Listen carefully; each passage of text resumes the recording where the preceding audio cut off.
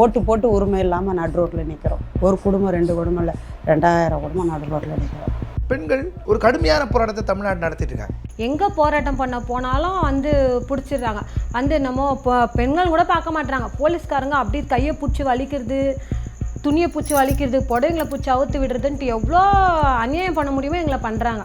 CM தொகுதி தான் நான் வேலை செய்கிறது கொளத்தூரில்.